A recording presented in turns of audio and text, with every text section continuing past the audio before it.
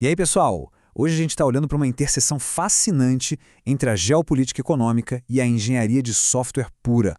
É aquele cenário meio de ficção científica, mas que está cada vez mais real, a transição de sistemas financeiros gigantes e legados para uma infraestrutura governamental soberana totalmente baseada em blockchain. Nessa nossa análise de hoje, a ideia é separar a teoria da adoção prática, usando direto as projeções técnicas mais recentes para entender como os trilhos do dinheiro do mundo inteiro podem literalmente mudar de rota. Para organizar as ideias, a gente dividiu esse material em 5 partes bem diretas: o desafio do SWIFT, a escolha da engenharia, superando o efeito de rede, a curva de adoção e, por fim, o obstáculo final. Então, bora lá. Parte 1. O desafio do SWIFT. O que exatamente a gente está tentando resolver no padrão financeiro atual?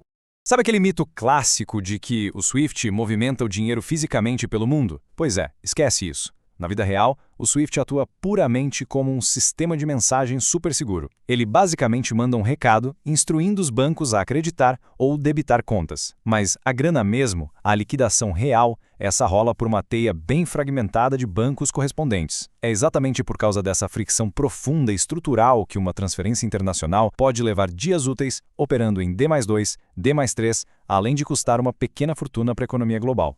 E é aí que a tecnologia blockchain entra chutando a porta dessa discussão macroeconômica. Em vez de mandar uma mensagem hoje e ficar esperando a liquidação lá para o fim da semana, a blockchain joga na mesa o conceito de liquidação atômica. O nome chique, claro, mas que significa algo bem simples. A mensagem da transação e a movimentação real dos fundos passam a ser literalmente a mesma coisa. Tudo numa tacada só, em tempo real. Uma etapa única. Essa promessa de eficiência é tão inegável que tem o potencial de destravar trilhões em liquidez que ficam ali, paralisados no sistema atual. O que nos leva à parte 2. A escolha da engenharia.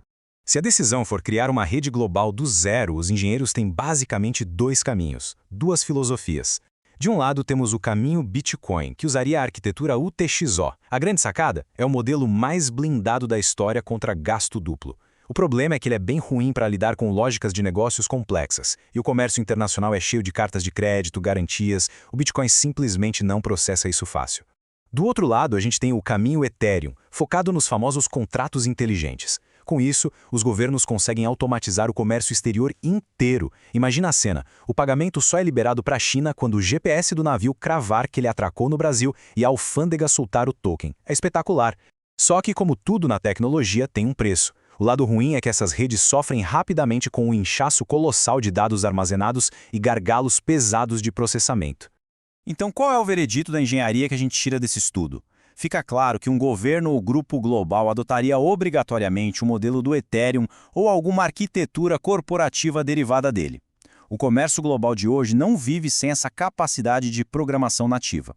Mas um detalhe crucial aqui: não estaremos lidando com uma rede pública. Nada disso. Seria uma blockchain permissionada, basicamente um consórcio gigante estruturado por prova de autoridade, onde apenas bancos centrais e algumas instituições muito bem avaliadas teriam a chave para validar os blocos. Beleza, engenharia resolvida. Agora a gente vai para a parte 3, superando o efeito de rede. Saindo da matemática pura, a gente cai direto no campo minado da geopolítica. Como é que você substitui um padrão que o mundo inteiro já usa? O material que a gente está analisando levanta 3 grandes pedreiras no caminho: a armadilha da confiança, o problema da privacidade e a questão da liquidez. Cada um pedindo soluções de código muito precisas para resolver problemas puramente humanos. Primeiro obstáculo: a armadilha da confiança. Pensa comigo, uma infraestrutura nova só tem valor se os outros países toparem usar, certo? É impossível uma nação lançar uma rede sozinha e achar que os rivais vão migrar felizes da vida. Se alguém lança a rede, os outros exigem garantias criptográficas absolutas de que o dinheiro deles não vai ser censurado por birra política. A única saída possível é a governança compartilhada. Na prática do xadrez geopolítico, isso significa, por exemplo, dar um nó validador com peso exatamente igual para cada banco central que participa. Assim, você trava o consenso e garante que ninguém, absolutamente ninguém, altere as regras do jogo sozinho. O que nos joga direto para a segunda barreira: privacidade. Numa blockchain de contratos inteligentes normal, todos os saldos ficam ali, escancarados. Mas na macroeconomia global, nenhuma potência vai deixar um rival auditar ao vivo o tamanho das suas reservas. E é aqui que a tecnologia brilha com as provas de conhecimento zero, ou ZKP. Essa criptografia super avançada permite que a rede valide matematicamente que uma transação é real, atestando que o dinheiro de fato existe, mas escondendo completamente os valores e quem está envolvido. É a mágica tecnológica que torna a privacidade entre governos algo viável dentro de uma rede compartilhada. A terceira grande barreira é a liquidez. Hoje, o SWIFT respira o dólar para fechar quase todas as operações mundiais. Essa nova rede exigiria uma moeda ponte autônoma. Para contornar essa dependência do dólar em negociações mais exóticas, tipo mandar real e o parceiro receber direto em rupia indiana, a estrutura precisaria de uma moeda digital de banco central, uma CBDC sintética ou até uma cesta de moedas locais tokenizadas. O objetivo é criar um lubrificante neutro para esse comércio rodar de ponta a ponta sem atrito.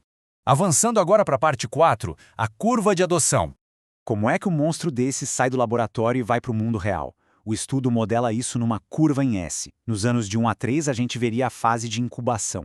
Volumes baixinhos, só acordos bilaterais de pouco risco para testar se o código aguenta o tranco. Já dos anos 4 a 7, a coisa acelera. É a integração regional, onde sistemas aduaneiros inteiros e blocos econômicos se conectam, criando um verdadeiro ponto de inflexão. E dos anos 8 a 15, rola a expansão global, quando a nova rede simplesmente engole o sistema legado e vira o novo padrão oficial. Mas espera aí, o que a adoção aceleraria de forma tão agressiva nessa fase intermediária? A resposta está num número assustador: 10 segundos. Olha só, as estimativas apontam que o custo por transação caia quase 90% em relação à infraestrutura atual e o tempo de liquidação derreta de 3 longos dias para absurdos 10 segundos. Gente, esse incentivo é avassalador. Um corte de custos desses forçaria os bancos privados gigantes a migrarem de forma completamente espontânea. Não aderir significaria perder toda a competitividade do dia para a noite. E claro, para essa expansão global de fato funcionar, a rede não pode simplesmente virar as costas para o que já existe. Instituições precisariam montar gateways, que são pontes digitais fazendo um meio de campo entre o SWIFT atual e a nova blockchain soberana. Com essas pontes garantindo neutralidade, até países que não são lá muito amigos dos fundadores poderiam usar o protocolo de boa só para aproveitar o ganho bizarro de eficiência técnica sem se amarrar politicamente. O que nos traz a nossa última parte. Parte 5. O obstáculo final. Depois de ver tudo isso, o caminho pode parecer livre e inevitável, né? Mas tem uma fricção gigante que continua sendo o grande elefante na sala. E a revelação mais forte dessa nossa análise é exatamente essa.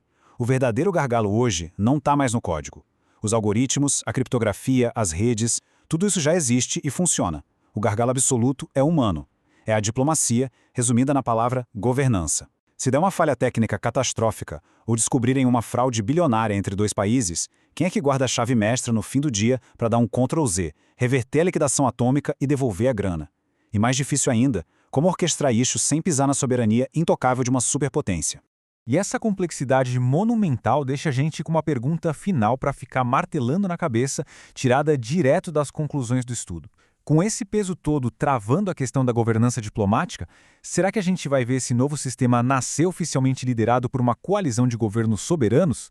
Ou será que a força bruta da eficiência é tão grande que os conglomerados de bancos privados vão simplesmente padronizar e adotar tudo isso sozinhos, muito antes do Estado conseguir sequer organizar uma resposta? É uma mudança sísmica que pode reescrever a base do sistema financeiro. E a gente vai seguir desconstruindo tudo isso por aqui. Até a nossa próxima análise.